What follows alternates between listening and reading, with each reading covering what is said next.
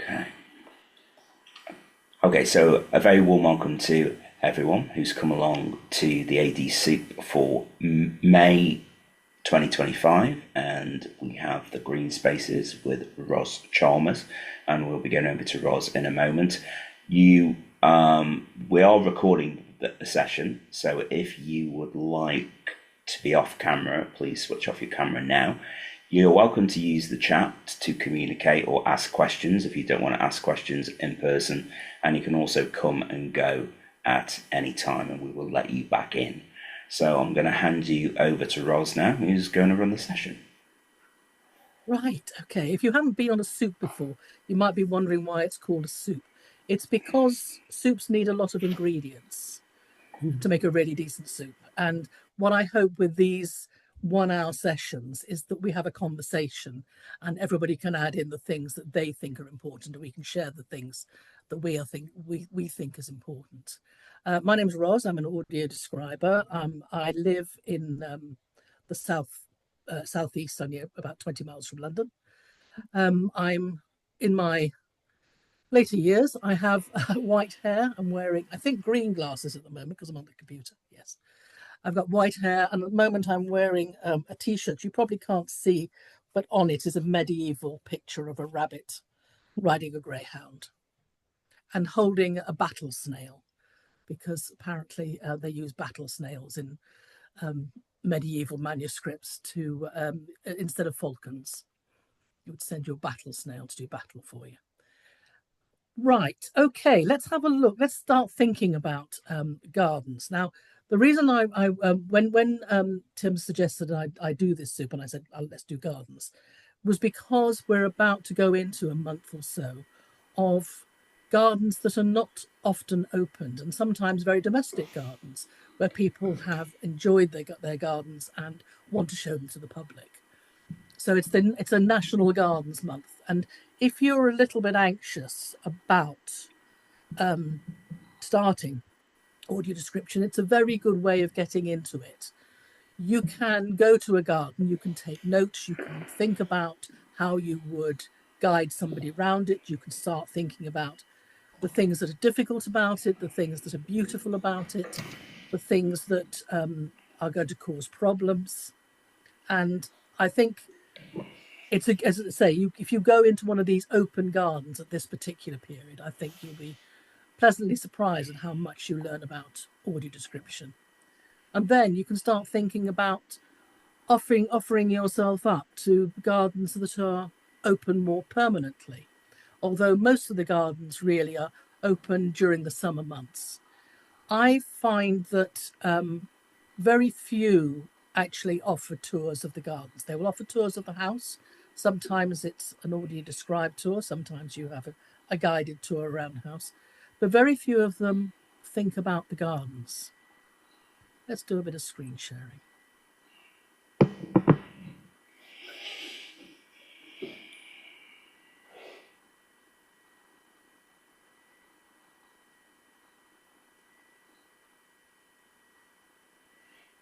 Are you getting anything at all here? Oh. No picture at all. Okay, I'm just making sure I'm sharing. No. How peculiar. I think we've got host only on, so let's have a look. You are co-host, Roz. I'm co-hosting. Right. It says I'm screen sharing. It says Roz Chalmers screen at the top of mine. I mean, I can see a thing that says green spaces, actually. Well, that's a good start anyway. Yeah, that's what I can see as well, Roz. Okay. Right, okay. Normally I'll get it on my own screen, so we're going in a little bit, not knowing what we're going to see. I'm going to stop share and I'm going to start again. Oh, it was already on share. Actually, when I came into it, that was it, the screen. Yeah. Okay, yeah, right. Sorry, I was expecting it to change.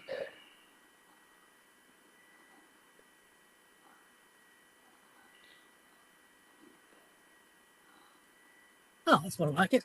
Right, you should have a picture thing that says the green spaces and a very decorative dandelion with seeds blowing from it. Yeah, we've got that. Excellent. That's good. Right. Okay. Now, this is a picture of Eltham Palace in Greenwich in London. Eltham Palace is three things in one. It's started off as a medieval hall with amazing wooden hammer beam ceiling.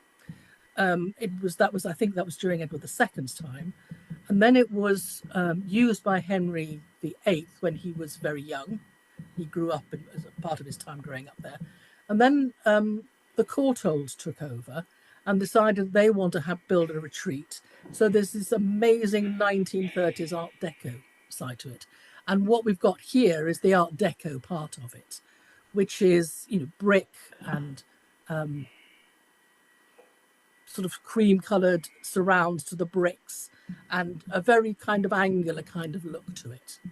And in front of it, there is the moat and a garden wall. The garden wall is Elizabethan. And so you've got all of these things in one. So a lot of people don't actually go out of the house because it's so interesting into the gardens. But in about 2006, we were doing a conference there. And the conference was along with the RNIB. When I say we, I mean audio describers who were working at that time for Vocalize. And we had a conference there, and we were doing quite a lot of work within the house because there were a lot of handling objects and touch objects to do. And I was handed the garden. I was asked to do a tour of the garden. So I realized I was going to have to spend quite a lot of time in that garden and find out what it was that I wanted to describe, things that I could handle, things that people could smell. I needed to think about accessibility, all of those things. And it was a really good start. Now, when I spoke to the gardener about it, it became clear that she was a good gardener, a great gardener, but she really didn't want to be a tour guide. So in fact, I did that on my own. And she was along to answer questions about specific plants, because a lot of people are very knowledgeable about plants. A lot of people do a lot of gardening at home. So with Eltham Palace, it was really a great start, but also quite a challenging start, because it's big. It has rose gardens, it has fields, it has sculpture, it has garden machinery, it has all sorts of things in it. So choosing things was quite difficult to do. We'll go on, and I will come back to this. So when you're thinking about a formal garden, I mean, I've got up here symmetry and order, water features, parterres and knots. Is there anything else that you think that is likely to be in a formal garden?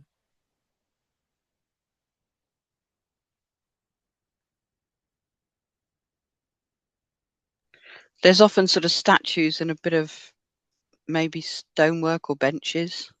It's always a relief to see a bench, frankly. But yes, it is. They are that sort of thing as well. What we need to think about is the sort of things that are likely to be there, so we're prepared for them. When I say symmetry and order, it usually means that it's been very carefully planned out, and the flower beds are in a certain way, and the colour of, if you have a rose garden, the colours may be in a particular way. In Eltham Palace, they did what they call drift planting.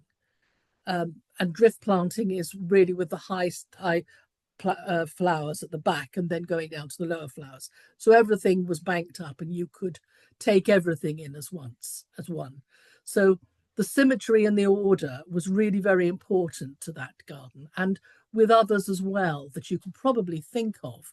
Can you think of the last formal garden you went to? Some feature of it that you noticed?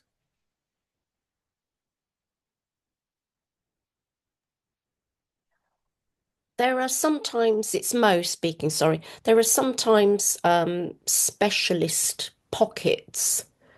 So you can find a fernery. Oh, yes, my favourites, yeah. Or I love a stumpery myself.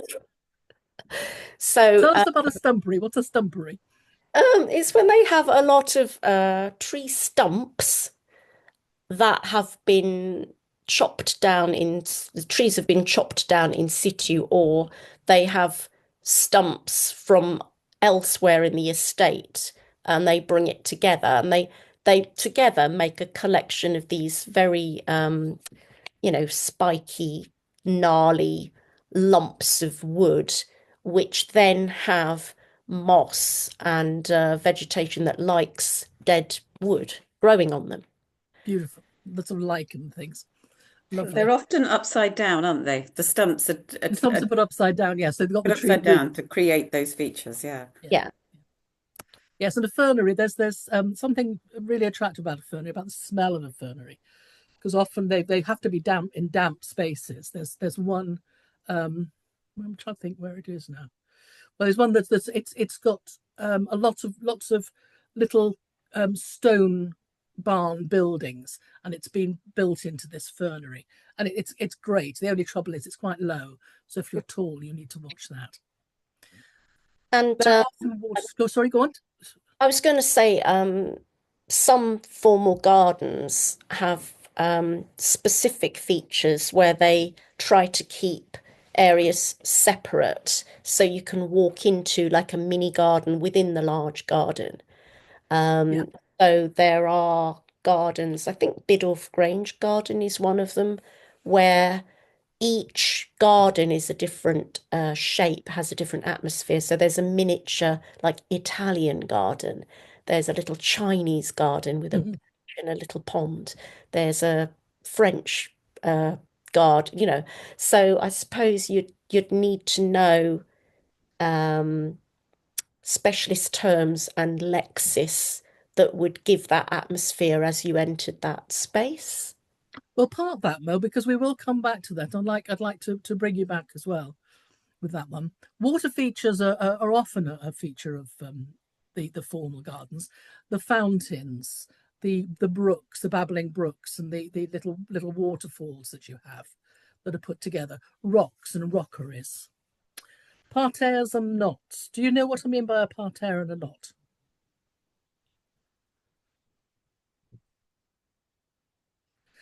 Let's carry on. We'll have some look at some photographs. So this is Chatsworth, and Chatsworth is a grand stately home in Derbyshire, one of probably the grandest stately home in Derbyshire. And the photograph shows that it's in a dip in the land. So there's a big hill going down and a big hill going up.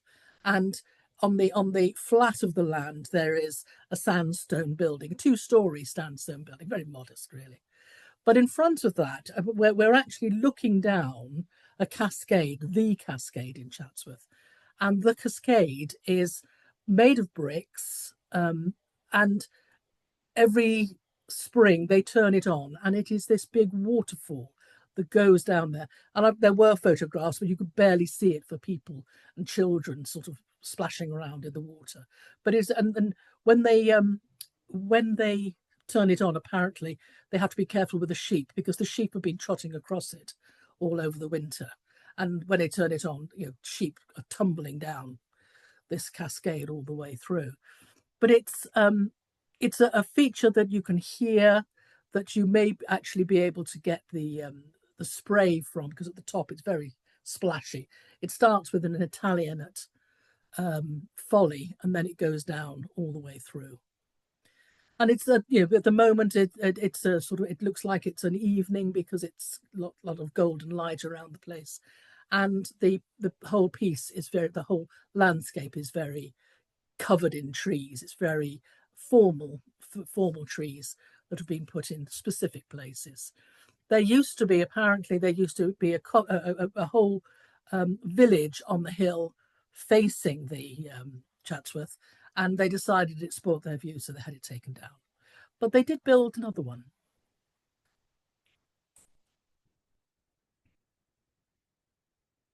So you can have your grand cascade, or you can have your little pond. The picture I'm showing you now is of Chelsea Physic Garden, which is a very small garden. Well, very small, but smallish garden. in London, and it's one of those places that everyone's heard about it, but very few people seem to have actually visited it. It's a ground of it's a couple of people, probably about a dozen people. They are surrounding a pond, and they are examining some of the foliage around the pond and talking to the gardener, who is explaining what the foliage is around. And they've also got a statue which is behind them. They've got a giant clamshell in the pond, all sorts of things there. And this was quite an interesting pond because there are a lot of things that they've put in it that are interesting to touch. And one of the things is a bust of what's his name? Joseph Ward, who was a very famous gardener of the time. There's also the great big clamshell. There are also pieces of stone from the Tower of London. So there's lots of things to handle, and there is the fish flat sort of splash around in the place.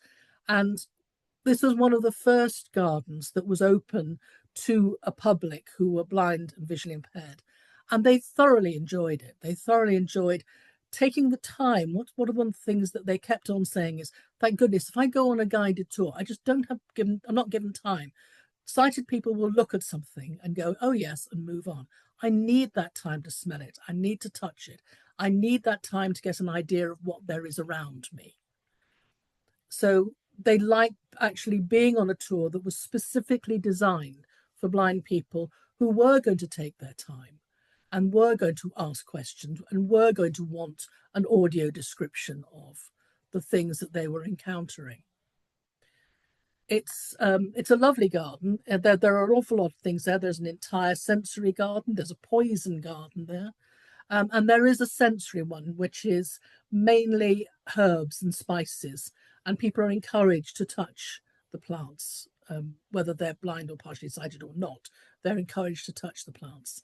There were certain things there that were in flower at that particular time. And that's one of the things that you've got to think about when you go to a garden, is that you really got to do the tour quite quickly.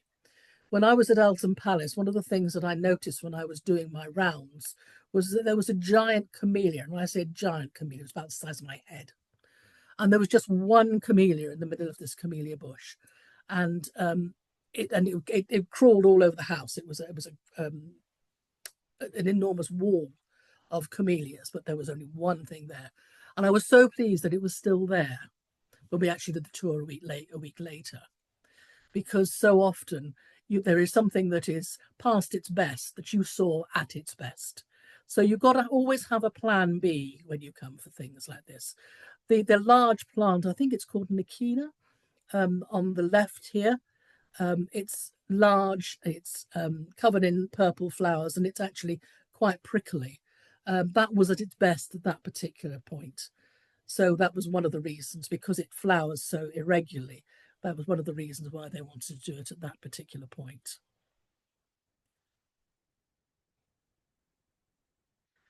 So this is a knot garden. And a knot garden was something that started in medieval times, and it meant herbs, really. In the centre of a brick surround is a plant that is a bed which is only slightly raised 1 brick's height, but it looks sort of like a latticed pie. It's got the various bits of foliage sort of growing under and over each other, and then it's surrounded by a sensory garden as well, so that people can touch and they can feel things and they can smell things as they go through. You've got to think about allergies, because not everybody knows that they're allergic to things. So it's quite a good idea to look up the things that are likely to give people most problems. Lilies is something that gives people problems. So does red hot poker. They are things that if you can avoid them, it's probably quite a good thing to do so. If people are bringing a guide dog, apparently they don't like lilies either, not at all. So this is the knot garden, and it's, as I say, it's mainly herbs. This is a parterre. A parterre is often box which is a hedge that grows very densely together, so it's very easy to cut and use, you know, as a piece of topiary. And it's a series of low walls, really, made of box, with two pointed box trees that have been cut into four sides and a point at the top. Behind it is a black and white Tudor house. But it's something that it is used a lot in mazes. This is very low. It's only about maybe a foot off the ground. But it's made into various different shapes, circular shapes, straight shapes. If it grew up, it would be quite something. It would really be a maze. So that's the parterre. And I mean, it's like most things in audio description. You can use a technical term as long as you describe what it is. Now, you may think that this is a real trip hazard for people because you don't know necessarily whether you have to go left or right. There are very narrow passageways to go through. If you're using a cane, that might be quite tricky. But on the other hand, if you're using a cane, you can find the edges of those parterres by using it. But if you're wanting to walk with a guide, that might be quite difficult because you'd have your arm behind your back the whole time as a guide because people have to slip in beside you. So think about those kind of things before you before something like this, which is attractive to the eye. Is it actually going to be enjoyable to go into? So the formal gardens, they will have statues and ornaments, avenues and focal points, and often topiary. One of my favourites here is the Cliveden baboon, actually two Cliveden baboons. This is quite a straightforward statue. Would anybody like to describe him? Take him in.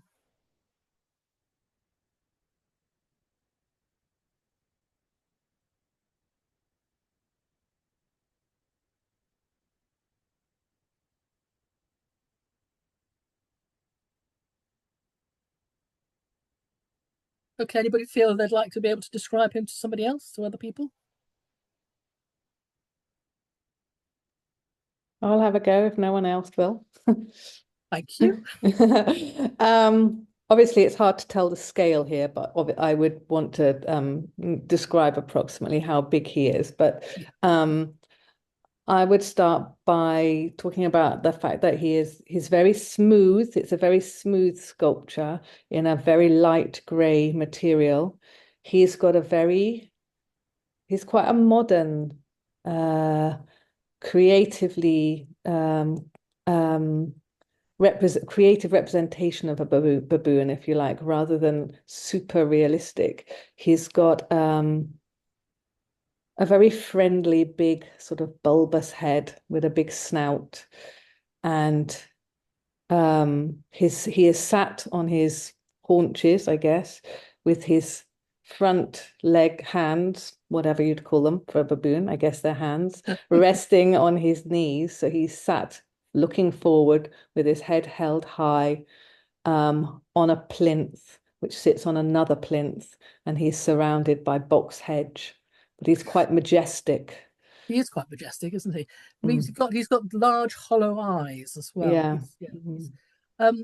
That's yes, of course you'd need to know how big he is. You get an idea because there are some daffodils behind. So you get an idea that he's probably raised up almost at waist height, maybe. Okay, and yeah. The fact that he's got that hedge surrounding him stops you being able to handle him. Yes. You wouldn't be able to touch him and reach over and touch him easily. And that is deliberate because he's Egyptian and he's about 2,500 years old. Okay, that makes sense for the style. Yeah. He's made of granite. He's on so he's a sort of like creamy color, and he's on a marble plinth. From this angle, his testicles and his penis are resting on his plinth. So he is an anatomically correct. Yeah, I couldn't see that. Don't shy away. Don't shy away. It's all there. It's all there. But it is, it is something that you would love to touch because he's very smooth. There was another one, but he apparently fell to pieces. So he's been put back together again, but he's very fragile. So a description of anything like that would include it includes the size. What is it? What is it that's in front of us first? It's a baboon made of stone. What kind of stone? It's granite. How old is he? He's 2,500 years old. And what does he actually look like? And then you go into the description. And then I would suggest that you let people ask you questions, because so often on these tours, we're all about giving and we're not about taking. We're all about giving information, and it can be a little bit relentless rather than actually having a conversation about something. So, about the baboon. So if you say that he's Egyptian, you would have done your research on this one. But if you say that he's Egyptian, you need to be able to say, Egypt covered a long period of time. You need to give an idea of how much he is. And then there's a story behind him, how he got there, the fact that there's two of them. One of them is, has been broken. The other one is more or less intact. And there's a great humanity about the way this thing is sitting, with this very inscrutable face. His mouth is just a straight line. It's just a sort of groove in the stone. But he's got his hands, and they look very human hands. You can see the creases on the knuckles. So it's you get an idea of this very human, very wise creature. It's possible there's a baboon god in Egypt. Maybe we could look him up. But that's the sort of thing that is going to take attention. He's there for a reason. He's over to the side, so it's quite likely that you'll be able to get in front of him and be able to do a description. This one is a much larger sculpture. This is Waddesdon Manor. Waddesdon Manor is not too far from me, actually. It's like a French chateau, a fake French chateau. So we've got all sorts of things there. So this is Triton and the Nereids. Who's Triton? First thing, we need to find out who Triton is. He's the son of Poseidon. So he's a merman rather than a man. And you also have the fountain there. And the way the fountain is, he's got, in the central figure is Triton and a female, a mermaid. And they have two legs, but the legs stop being legs and become scaled like a fish. And then they have a fish's tail behind. And then you've got, on either side, there's another naked woman, and they're seated on a sea monster. And then you can get into a little bit of detail. It's a sea monster. What's a sea monster like? It's really a creature of the imagination, and people would need to have that described to them briefly. The fact that there is a fountain over them, means that the water is actually dropping on the central two. So they're a different colour. They're sort of a brownier colour than the others, which are a grey colour. You'll be able to hear the water. You'll be able to smell probably the weed around it. So that's a very sensory experience. There are places where the fountains are there all the time. There are fountains where they're not switched on very often. One of the places they're not switched on very often is Versailles. And this is Versailles, and it's giving a real focal point. It's one of these very long avenues that leading in to something grand at the end. So how far away is it? It's actually leading down with a little bit of grass and then leading down further on. And right at the end of the path is Versailles itself, the Palace of Versailles itself. We're standing looking over a fountain, which is brilliant gold. It's Apollo who is driving his chariot of the sun across the sky, and he's got some horses. He's got his 8 horses with him. So how far away is that? That is Versailles. What's on either side? What's the weather like? Actually, it's one of the things that people tend to forget when they go into description. I love doing clouds when I'm doing description, because it's all about the landscape as well. It's all about what's surrounding you, and you're in the open air. So what is the open air like? What is the light like? All of the things that anybody else would possibly take for granted is information that people don't always get. You know, they might say, oh, it's a beautiful sunset tonight, but what is that like? What does that actually look like? And how does it change? You know, when you look at a sunset and you think, oh, that's gorgeous, and 5 minutes later, it's gone. It's just gone. And I think giving an idea of what it's like being in the outside, being in the open air, and what it's like to be under the clouds. And are the clouds, you know, fluffy and and pretty, or are they grey and thunderous? You know, what's it going to be like? And can you feel the atmosphere in the air? Often you can. You almost get electricity in the air at times. You've got more statues along the side, which you can't really describe in great detail. So it's a question of summing them up. And there's a lot of statues. Some of them are urns and some of the figures. Do you want to know any more? No, that's good enough for me. That's fine. Yes, I want to know every single one. Does everybody else in the group want to know about every single one? Can we hang back while other people make their way towards the other fountain that's far in the distance? Because, you know, I really think that if you're going into detail every single one, I think people would very soon say, yeah, okay, that's fine. I'm really not interested anymore. But do think about what it's like to be in the open air. What is that view like down to the palace, and how far away is it? How long is it likely to take you to get there? Is it a 5-minute walk, 10-minute walk? Often describing things in terms of it's going to take you this long to get there, rather than it's about 100 paces away, is a useful way of describing things. A picture of Cressy Hall in Lincolnshire, which is quite a small house, but it's a topiary garden. And what we have here it makes me feel like Alice in Wonderland for some reason. It's just this, can somebody describe it?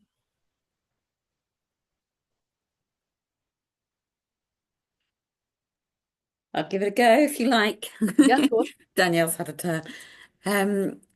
It is, you're facing an avenue that is lined by box hedges, which are beautifully maintained, very square, and you're looking through a gate, which has an urn on top. And in the distance, there's a row of trees. This is obviously in the winter because they have no leaves on them. And so that's the border of the garden. But to get there, you have a series of topiary, possibly box, possibly yew, I can't tell from here, trees cut into various shapes. Some are like perfume bottles, so they have these bulbous shapes coming up, and then almost like another cloud, and then another one on top with almost perfume bottle stoppers. Some are, however they've done it, I don't know, but they've cut them into spirals, so the corkscrew going up and up and up until they disappear into almost nothing at top. You've got vases, so you've got plinths with urns, and other trees in there as well, cut into pyramid shapes. So more topiary going off to the right. Thank you. That's great. I mean, I think in fact that the man who makes these has actually done bronze copies of them. So I would like to get hold of one of those bronze copies so that we can use it as a handling object to get an idea of exactly how incredible these spirals are and how tall they are, because they you know, it feels like an entire tree has been manipulated into this way. Do you handle the trees? I don't know if you can handle the trees, but I would ask if I can. Certainly, I would ask if I can. They look pretty solid, actually. They look pretty solid. I think they're very wired. But I mean, I wouldn't do it without asking. I really wouldn't do it without asking. You long to, really, but you can't. You can get an idea, you know, as far as you can reach up. But they would. Yeah, you've really got to give a good idea of what's going up. One of the things I would say is if you describe something as something else, if you say it's like a perfume bottle, what's a perfume bottle like? What's, a Victorian perfume bottle, a 1930s perfume bottle, the perfume bottle that's used by Givenchy, or the perfume bottle that's used by Chanel? What perfume bottle? But they're certainly very decorative, aren't they? They're a decorative perfume bottle with a sort of this larger piece at the bottom, and then going into all sorts of curlicues at the top. I think I'd like to go to that one. You also got frost on that garden, haven't you? Frost on the grass. So, I would expect a sort of crunch as I went through, which would be rather nice. Back to Elton Palace. This is one of the walls, with one of the Tudor walls, and it has lots of little plants growing out of the walls, which is lovely.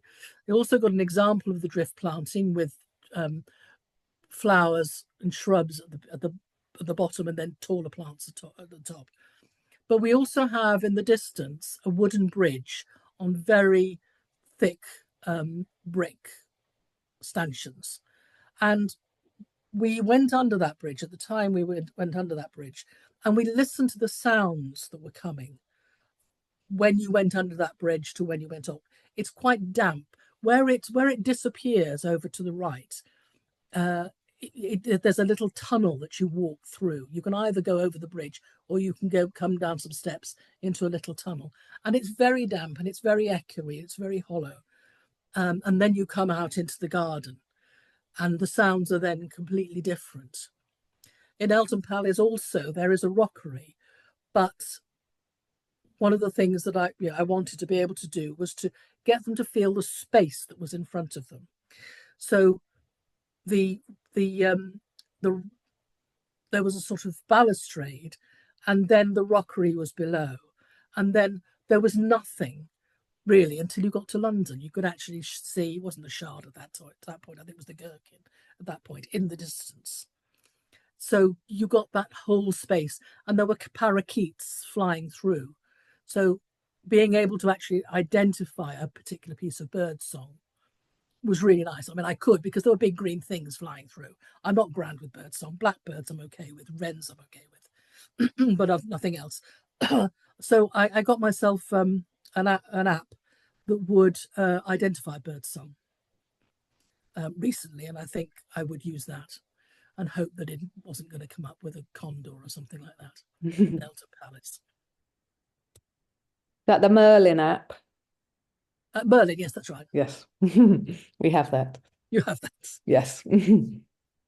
So planning the tour before, we need to talk to the gardener, because we want to know what is important in there. What do they want them to know? If you know nothing, at least go away with this. Get this, we have this wonderful thing, this wonderful plant that only, blooms once every 4 years, or this wonderful fish that only lives in this pond, or whatever it might be. What is it, the important thing? Who's designed this garden? How difficult is it to keep it as beautiful as it actually is? So I would talk to the gardener. I would spend time with the gardener. It never is a waste of time for an audio describer to spend time with an expert. Even if you don't use that knowledge, you will at some time. It will come out later on. Or you may find that it will really enhance what it is that you're saying. Talk to the gardener. And as I said before, gardeners don't always want to be tour guides, but they do like talking about gardens, and it enriches what you can do. Then you have to think about selecting the route. What things would you want to think about when selecting the route?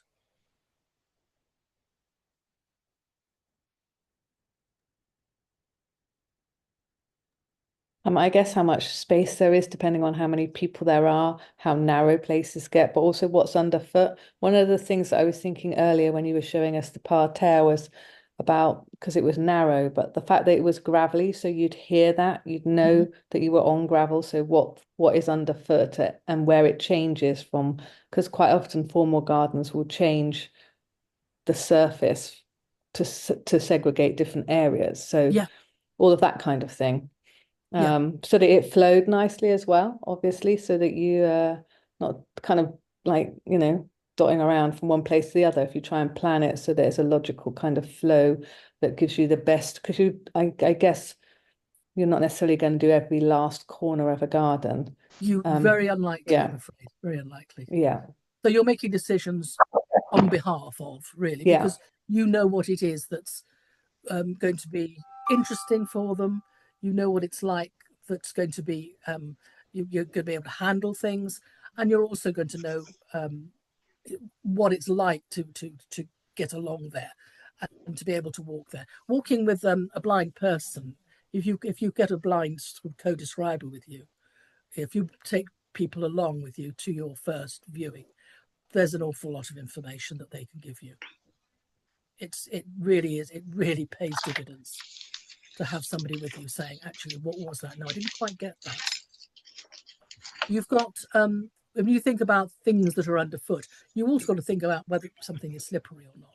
Obviously, health and safety comes into it, but also you're selecting things that are going to be interesting and sensory and perhaps handleable, and but is not going to be dangerous to, you know, if there's somebody who's very tall with you, they're not going to be whacking their head on tree trunks.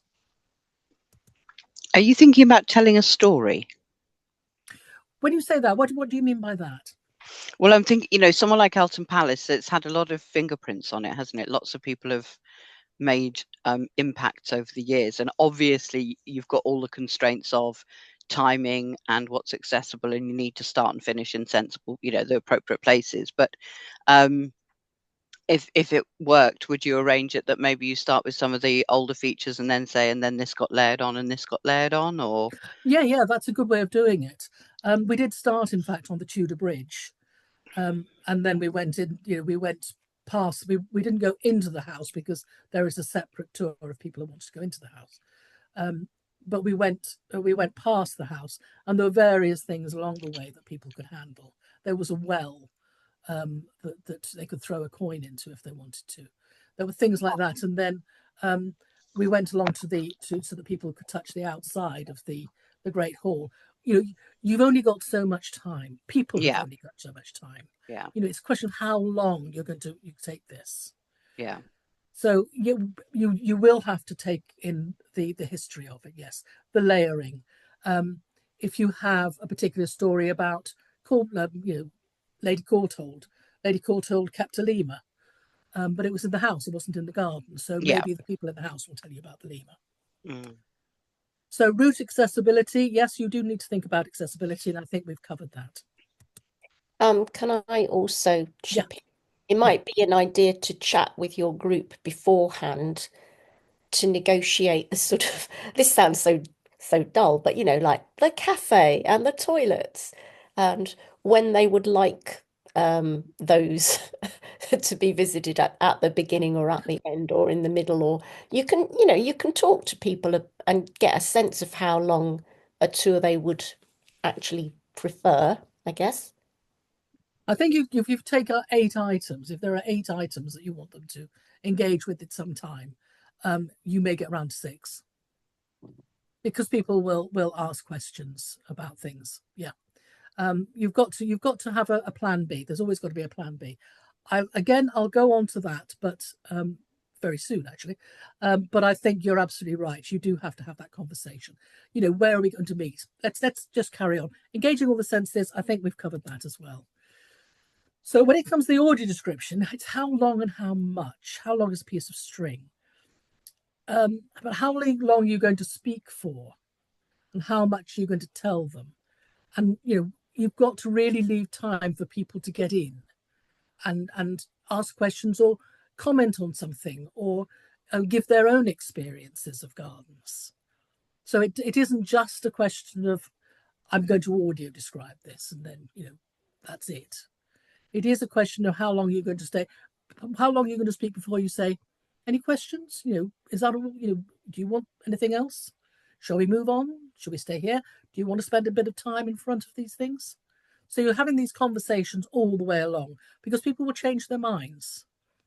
once you've described something, if it's not something that everybody's interested in, people might say, well, let's move on. If it's something that's really touchable, like the baboon, but you can't touch it, then they just need to know there's a baboon there. History and culture have to be interwoven into it. So the history of the place is very important. You've got to go back to it, but don't overburden people with that information, because you know what it's like as a describer.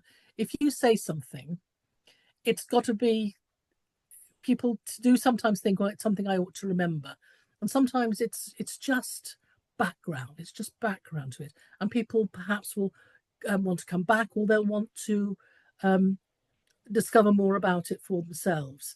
If there are plants that are ingrained in a particular culture, then that sort of thing needs to be brought out. And if there's somebody on your tour who is that culture, they can add to that.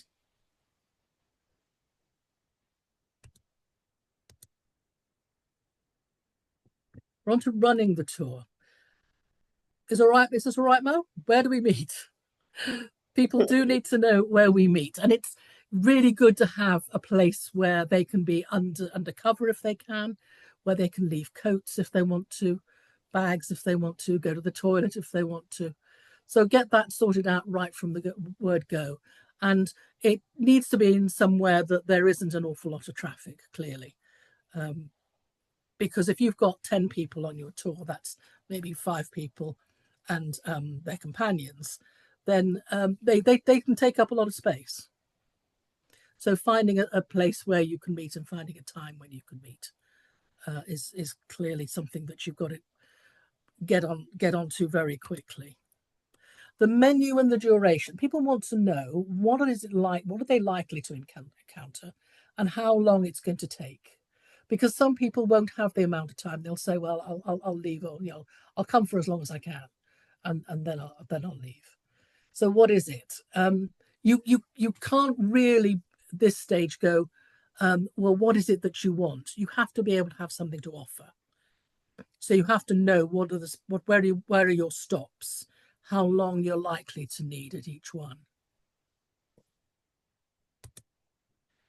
Moving between stops is quite tricky, because that's when people will ask you questions, and you do actually have to ask people to park it, because you don't want some people to get the information and others not get the information. And some people will have a companion that is sidetracked by something that they're particularly attracted by. If they see a nice rose or something like that, or if they're particularly interested in a piece of sculpture, they will lag back. They may lag back. So you need to kind of make sure that everybody's with you at all times, and tell them, we're going to such and such a place, and it's about 3 minutes walk. So we know. And what do you do if people aren't with you? Do you carry on, or do you wait for people?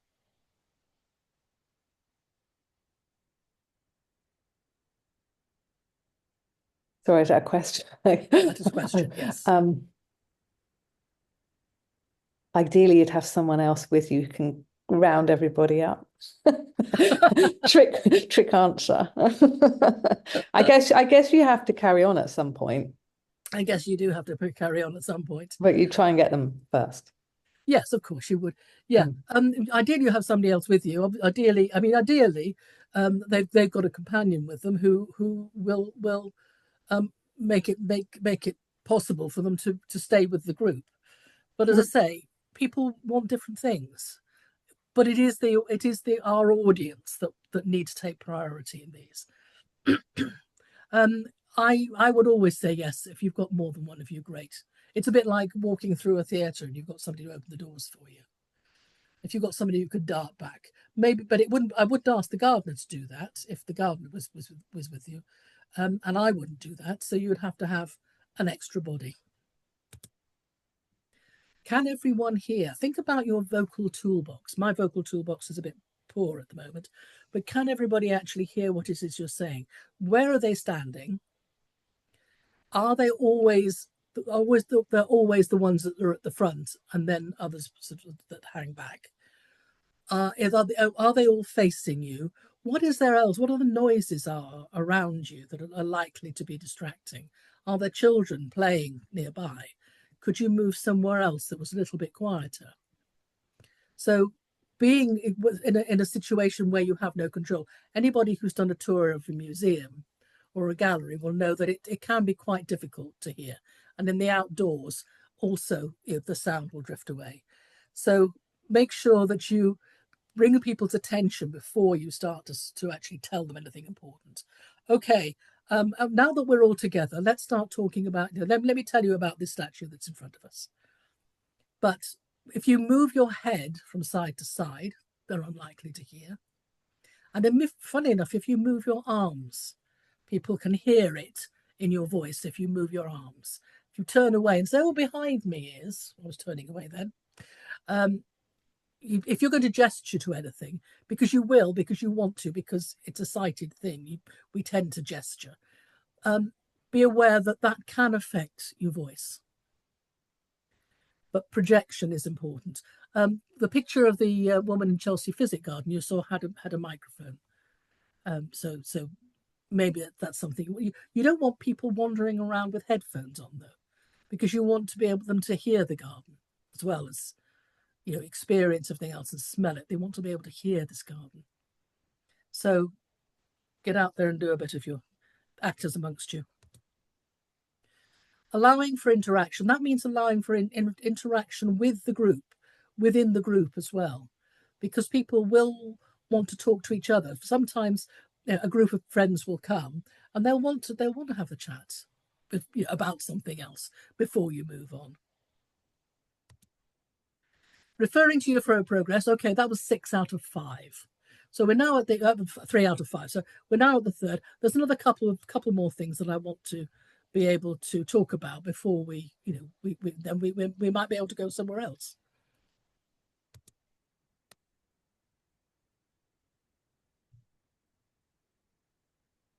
Okay, these are the questions that people might ask you. Where can I sit? So when you're planning, make sure that you plan a place where there are benches, there are places for people to sit.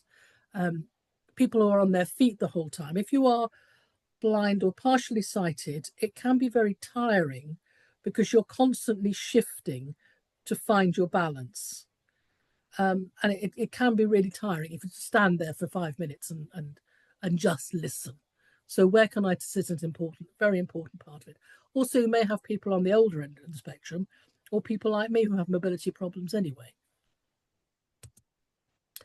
Going off-piste, really that means if you're sort of extemporizing about something that's happening now, maybe a squirrel is nearby, maybe a robin is footling around in the leaves very close under their feet. Maybe there's a noise that needs explaining. It's an old-fashioned lawnmower or something like that that needs explaining. So do be prepared to go off your script. And please, when I say script, I mean it in its lightest term. It's just notes, really.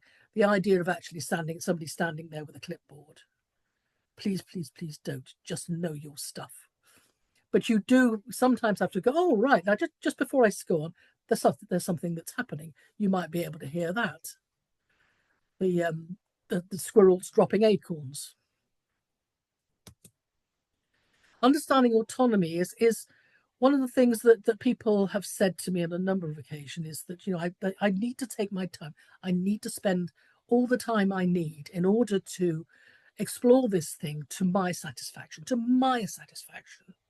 And there are times when, they will not want to stop. They will want to hang on for a moment.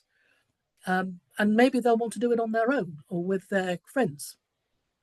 So you just may have to just talk a little bit extra so that people can actually take the time that they need to explore.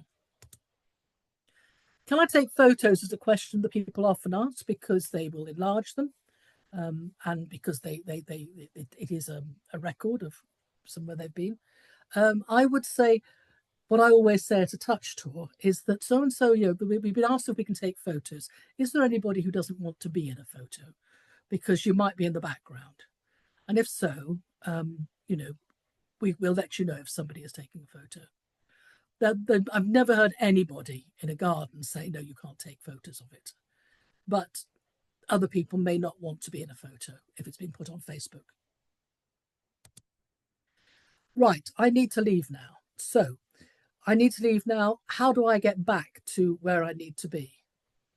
So you need to know, where the toilets are, gents, ladies.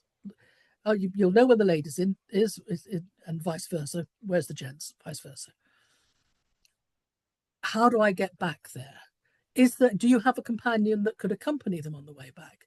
Does the companion know the way back? Sometimes you will be within sight of the house or the exit or the gift shop, and you will be able to leave. People will be able to find it very easily. But if you're thinking about having to retrace your steps and thinking about, what the things that where are the landmarks on the way back, just have them in the back of your mind. What if it rains? Yeah, it does. Yes. Do you have a plan B if it does rain? Can you reschedule if you want to? Can you perhaps think about moving it to an education room? Sometimes there's an education room, and have a discussion and talk to the gardener, actually bring in and maybe interview the gardener about what it is they have. Some people will want to plough on whether it's raining or not. Others really won't want to. So can you reschedule? Can you move it inside? Can you provide anything like touch objects if it does happen? So these were one of the things that we talked about while we were when people came in to Chelsea Physic. These are the things that we talked about, and we talked about seed distribution. So we had some examples of some seeds that they were quite exotic seeds, quite tropical seeds, and very large seeds in some cases. So we got a picture of a dandelion head having lost most of its seeds. There's a picture of waves lapping over a coconut that has sprouted, and it feels like it's a sunrise or a sunset because there's the golden light over it. There's a picture of a waxwing eating a berry, a bright red berry. Waxwing is a fairly small bird. It's mainly a buff colour. It's got a black throat and a black mask over its eyes, and it's got a wonderful quiff of feathers on its head. And that was an example of seeds that are distributed in animal dung.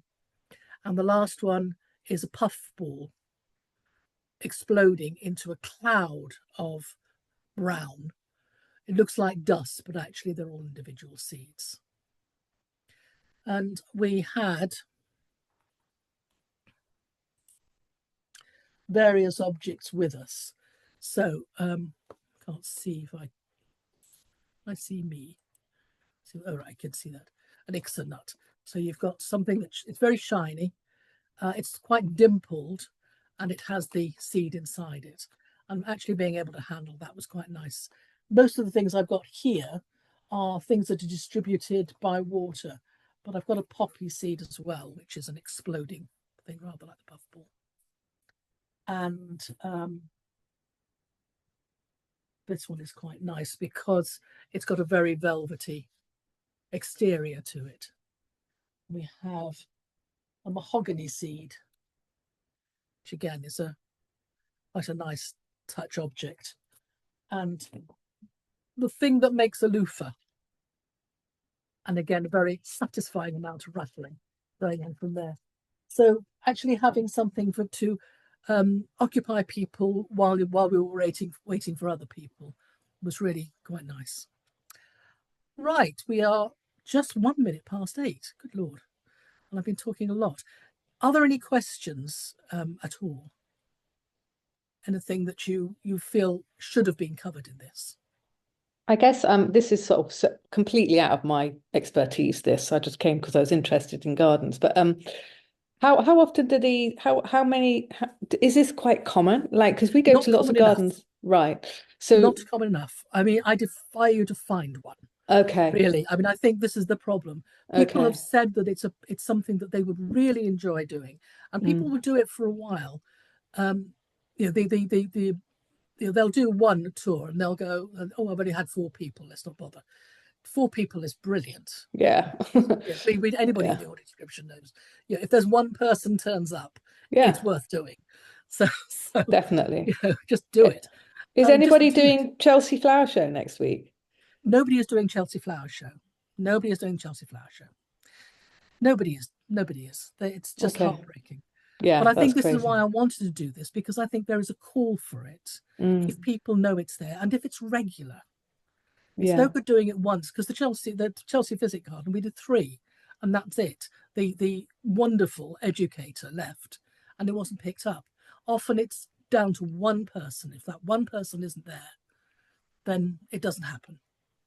So if I don't know whether it's something I would do, but if I decided that I would like to, because I am involved in going to lots of gardens and stuff, how would you just approach the garden and just offer, or is it something that they would initiate? I don't think people initiate enough. I think it has to be us. We have to do the hustle. And say, And I then could do this for you. Yeah. I can do this for you. I also have people who are interested in it. So you have talked to the people you know and you find out whether they're interested in it or not. And if they are interested in it, then you could, because you know what it's like. People talk to other people. And with a garden, you don't have to do one tour. It can be a different one every single time. It can be a different one in the winter. It would be a different one in the winter to the spring. It's an endless source of pleasure and change. Yeah. So I would suggest that if you are interested in it, the first thing you do is you go to an open garden, one of the small open gardens that will be open in the next month for some of them will be domestic, some of them will be very small, and do these things. Do the research, find out about it, and talk to the people who are opening the garden, and find out what it is that they think is interesting about their garden, and think about how you would guide a blind person around it and what they might be interested in. Is there anywhere to sit? Can I handle anything? All of those things. And, how do I get from one place to the other? Usually with 3 steps in a small garden, obviously, but there are some that are slightly bigger. Mike, can I ask you, did you have any thoughts about this, about how you might want to get this started? It's something I've thought about quite a bit. There's a garden up here. It's by an artist, architectural artist, Charles Yanks, and it's hard to describe, actually. It's very modern, and I've been thinking, because there's so many, it's not like a normal garden, and I thought it'd be a really great one to describe. Yeah. There's one near Edinburgh. Yeah, there's one near Edinburgh and one in Dumfries, and it's got like conical hills with a spiral heading all the way up to the top. There's the Jupiter Artland in Edinburgh has got an amethyst cave. So you walk down and the walls, and it's all amethyst and obsidian. One time it had, I can't remember what they were called, but it was all these sculptures of young girls with their head down and their hair, straggly hair, and they were metal, and they're just the height of a small girl, but all in quite harrowing poses. So that when through the woods, it was quite a shock to see. And I think that garden is one that I want to approach to describe. And the next time I'm heading to Edinburgh, I'm going to go in and say hello. But I think it's just something I've thought about. Just make sure that you're marketing it appropriately, so that people know what they're going to get. It's not a traditional garden; it's a sculpture garden. Yeah, because that's a whole different thing, isn't it? Really, something that so people know exactly what it is they're getting. Yeah. And it's marketing, I think, so that people know about it. Yeah. That is so difficult. You usually get people who have never even thought about it. I mean, has anybody ever been approached Anybody been approached for this? No. Emma, do you get approached for this? You're responsible for Pembrokeshire.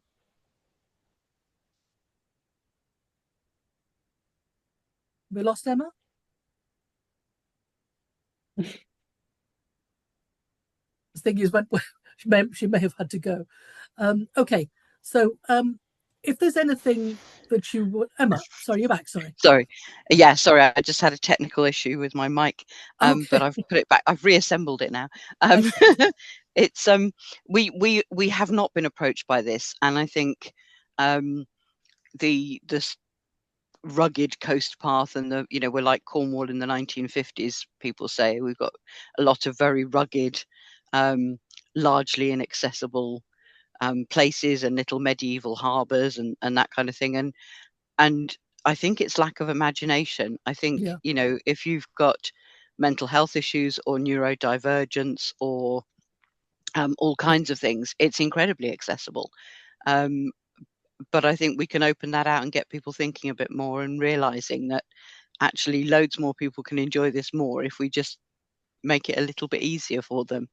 Yeah, I think so. And, you know, families will want to come together. Families will not, you know, they will want to, who have a blind member of the family partially aside. They want them to have as good a time as the others do.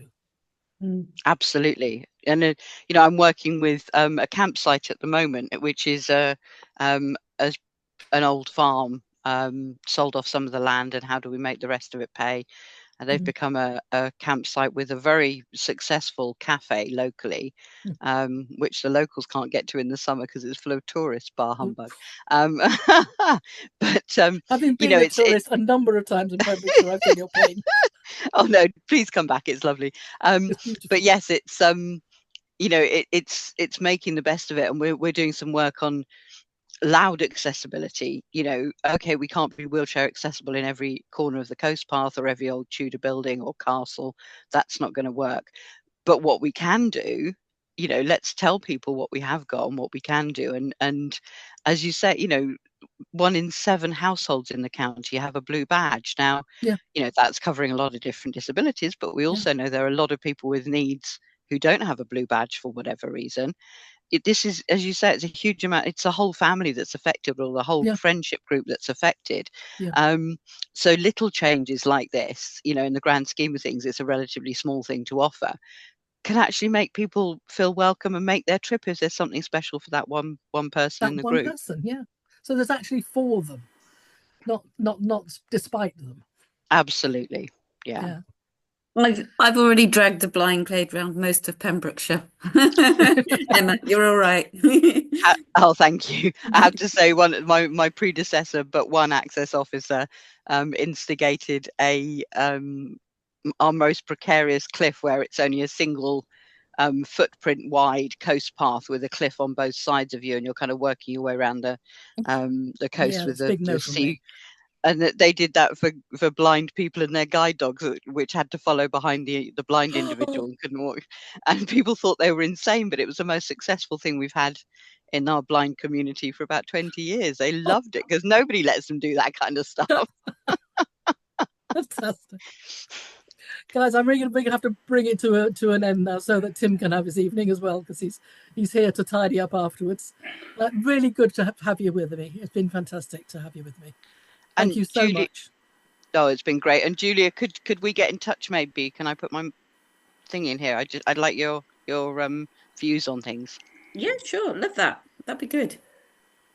Well, I'm just looking in the chat because I wasn't looking. Is my T-shirt from a marginalia doodle? Yes, it is. Yes, it is a marginalia doodle. So Clear paths and zoning, follies and old walls. Yes, lovely. Am I touching the poison garden? Certainly not. Okay, right. Please, right, I've got, I may be in touch, Emma. So huge thank you to Roz for today's session. And thank you for everybody for attending as well, and for making the session what it has been, because it wouldn't be the same without everyone's involvement. A reminder that the next skill sets session is going to be on the 3rd of June, and that is going to be describing opera and that's going to be with Jonathan and Julia, Jonathan Nash and Julia Grundy. And we are going to have an AD Soup in June, but we're just finalising the date of that at the moment. So that is going to be a perspective from the theatre user with Samantha Chisnell, and that's going to be towards the end of June, and we'll send information out from the membership on that when we have the date sort of finalised. So we look forward to seeing you for those sessions. And a big thank you yet again for everybody who's attended today. Great, thank you very much. Hello and goodbye, Gabriella.